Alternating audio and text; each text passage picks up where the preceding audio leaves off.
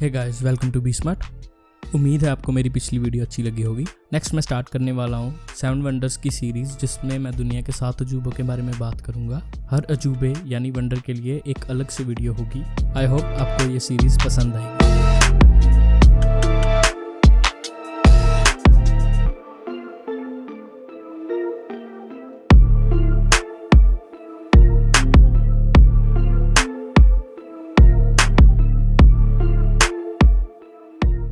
To start with, आज हम बात करने जा रहे हैं पेट्रा के बारे में।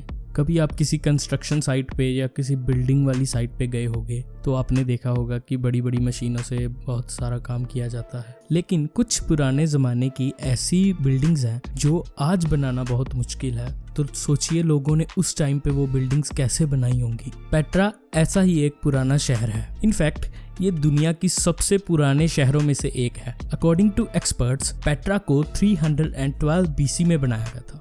आज पेट्रा जॉर्डन में है, जो कि यूरोप का एक हिस्सा है और इजिप्ट के बिल्कुल पास में है। पेट्रा का नाम ग्रीक वर्ड पेट्रो से लिया गया है, जिसका मतलब ग्रीक में रॉक यानी पत्थर है। ये सारी सिटी पहाड़ों में पत्थरों को तराश कर बनाई गई है। आज तक किसी को ये नहीं पता कि पेट्रा को बनाया किसने था, लेकिन इतना जरूर पता है कि 7000 BC तक यहाँ पर वो लोग रहते थे जिन्होंने शायद इसको बनाया था। फिर 4th सेंचुरी BC के करीब नेबेटियंस यहाँ पर आए, जो कि अरेबिक ट्रेडर्स यानी अरबी व्यापारी थे। उन्होंने इस पे कब्जा कर लिया और बड़ी बड़ी बिल्डिंग्स का निर्माण किया।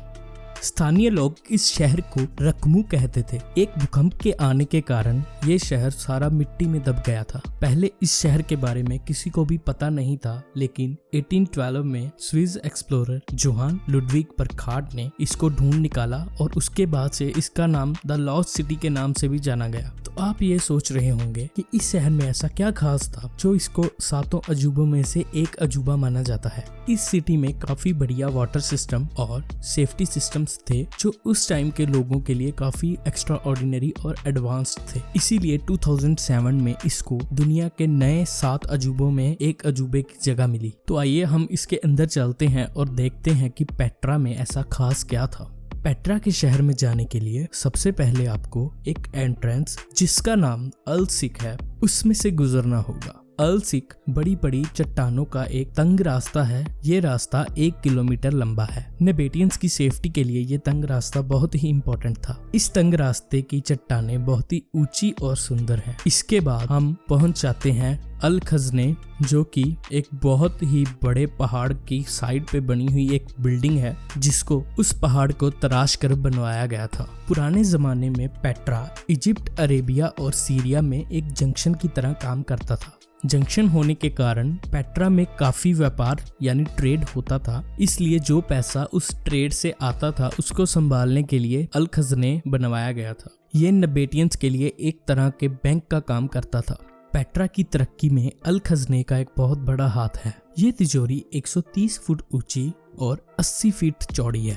अल खजने को टेम्पल ऑफ पेट्रा भी कहा जाता है। मोरओवर 1985 को यूनेस्को ने इसको वर्ल्ड हेरिटेज साइट्स की लिस्ट में एक जगह दी, इसकी हिस्ट्री और इसकी बनावट के लिए। लेकिन इसकी सबसे चौंकाने वाली बात इसका साइज है। इस फोटो में अगर आप देखेंगे तो एक आदमी के साइज की कंपैरिजन में इसका साइज कितना बड़ा है। उस जमाने में लोगों ने क्यों इसके इतने बड़े बड़े दरवाजे और इसकी छत इतनी ऊंची बनाई होगी। उससे भी ज्यादा चौंकाने वाली बात यह है इसमें कौन सी टेक्नोलॉजी यूज की होगी और इतने बड़े पहाड़ को कैसे तराशा होगा। लेकिन अभी तो इसके अंदर और भी ज्यादा मिस्ट्री है। इसकी स्टेयर्स चढ़ने के बाद 3 दरवाजे हैं, 2 दरवाजे साइड में और एक बड़ा दरवाजा बीच में है। ये फोटो जो आप देख रहे हो ये इसके अंदर के हॉल की है। साइज के कंपैरिजन के लिए अब आप ये फोटो देखिए। क्या आपको भी हैरानी नहीं होती कि इतने बड़े दरवाजे और इतनी ऊंची सीलिंग किसके लिए? और ये जो दरवाजे हैं इसके पीछे सिर्फ एक दीवार है, तो ये दरवाजे किसके लिए बने होंगे? एक और चीज, इसके हॉल के अंदर जो दीवारों और सीलिंग पे कलर्स की पैटर्न बने हुए हैं वो भी किसी आर्ट से कम नहीं है। कहा जाता है कि इस ट्रेजरी को एक कब्रिस्तान के रूप में भी यूज किया जाता था। अगर मैं आपको इसके कुछ और व्यूज दिखाऊं तो आप भी हैरान हो जाओगे कि इतनी बड़ी ट्रेजरी उस टाइम पे लोगों ने कैसे बनाई होगी और इसका क्या पर्पस होगा। लेकिन आज लोगों के लिए ये एक बहुत ही बढ़िया और इम्पोर्टेंट टूरिस्ट प्लेस बन चुकी है। अल खजने के बाहर एक और चेम्बर है जो कि अंडरग्राउंड है और उसको सील ऑफ किया गया है। आई थिंक कि यही वो चेम्बर है जिसको कब्रिस्तान के रूप में यूज किया जाता था। ये चेम्बर 100 फीट लंबा, 100 फीट ऊंचा और 30 फीट चौड़ा है। सिर्फ इसी चेम्बर में से 3 लाख क्यूबिक फीट पत्थर तराश कर बाहर निकाला गया था। अल खज़ने पेट्रा शहर की सबसे मेन अट्रैक्शन है और सबसे ज्यादा टूरिस्ट्स इसी को देखने के लिए आते हैं। द ममी रिटर्न्स और इंडियाना जोन्स जैसी फिल्मों में आने के बाद अल खज़ने का टूरिज्म काफी बढ़ गया। अल खज़ने के बाद आता है street of facades. Street of facades मकबरों यानी टूम्ब से भरी हुई है। कहा जाता है कि यहाँ तकरीबन 800 से लेके 1000 मकबरे थे। इन मकबरों के अंदर काफी बड़े बड़े चेम्बर्स हैं जो आप स्क्रीन पे देख रहे हो। इन चेम्बर्स की दीवारों पर जो खांचे बने हुए हैं उनका भी कोई यूज आज तक नहीं पता। ज्यादातर मकबरे भूकंप आने की वजह से जमीन में दब गए थे और काफी डैमेज हो गए थे। इसके बाद हम पहुंचते हैं थिएटर पे। हमारी फिल्मों वाला थिएटर नहीं, ये पेट्रा का थिएटर था।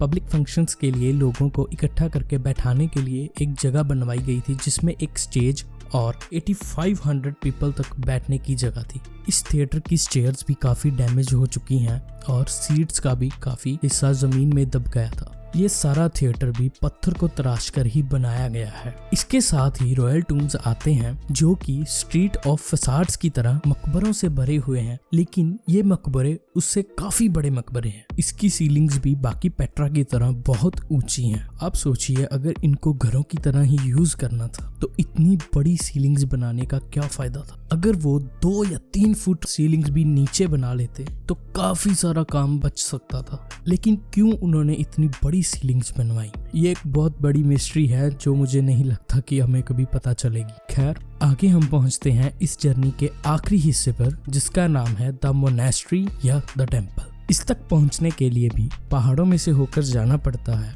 और ये भी अल खज़ने की तरह पहाड़ की साइड पे तराशे हुए पत्थर से बनी हुई है। ये बिल्डिंग साइज में अल खज़ने से भी काफी बड़ी है। ये 160 फीट वाइड और 148 फीट ऊंची है। साइज के कंपैरिजन के लिए अगर आप देखें तो इसके डोर का स्टेप एक आदमी की हाइट से भी ज्यादा है। वैसे तो ऐसी मोनेस्ट्रीज एक मंदिर की तरह बनवाई जाती हैं जिसमें भगवान की पूजा की जाती है, लेकिन बाकी बिल्डिंग्स की तरह इसमें भी इतनी ऊंची सीलिंग्स, इतने बड़े दरवाजे और इतना ज्यादा बड़ा साइज किसके लिए? या ये मोनेस्ट्री राक्षसों के लिए बनाई गई हो सकती है। एक और मिस्ट्री की बात है कि इतने सालों से ये सभी स्ट्रक्चरों ने इतने हार्श वेदर को सरवाइव कैसे किया। इस मोनेस्ट्री का भी लोअर पार्ट डैमेज्ड है लेकिन अपर पार्ट बिल्कुल सही सलामत है। इसके अंदर की कुछ तस्वीरें अगर आप देखेंगे तो उसमें भी सामने वाली दीवार पे एक कटआउट है जिसका किसी को नहीं पता कि क्या यूज था। लास्ट में मैं बताना चाहूंगा कि अगर आप पेट्रा घूमने के लिए जाना चाहते हैं तो कुछ चीजें हैं जो आप हमेशा याद रखें। पहली बात यह है कि यहाँ का वेदर गर्मियों में काफी हार्श हो जाता है जिससे यहाँ पर घूमना बहुत मुश्किल हो सकता है। दूसरी बात यह है कि यहाँ पर व्हील चेयर एक्सेसिबल चीजें बहुत कम है। इसका मतलब कि अगर कोई आपके साथ व्हील चेयर पे है तो उसके लिए यहाँ घूमना बहुत मुश्किल है। तीसरा, यहाँ पर कोई भी कार नहीं जा सकती, सिर्फ डोंकीज, कैमल और हॉर्सेस जा सकते हैं। और चौथा, अपनी पैकिंग लिस्ट में आप सनस्क्रीन्स, वाटर, कंफर्टेबल शूज और स्कार्फ जरूर रखें क्योंकि वहाँ पर गर्मी इतनी ज्यादा होती है कि आपको इन चीजों की काफी जरूरत पड़ सकती है। सो इन द लास्ट, मुझे लगता है कि आपको वीडियो अच्छी लगी होगी। अगर अच्छी लगी हो तो लाइक जरूर करें, सब्सक्राइब भी करें और बेल आइकन जरूर दबाएं। एनी सजेशंस या फ्यूचर टॉपिक्स के बारे में आप मुझे कमेंट्स में जरूर बता सकते हैं और आगे आने वाली 6 वीडियोस को भी जरूर देखें जिनमें मैं बाकी 6 अजूबों के बारे में बात करूंगा। So see you until next time. Thank you for watching.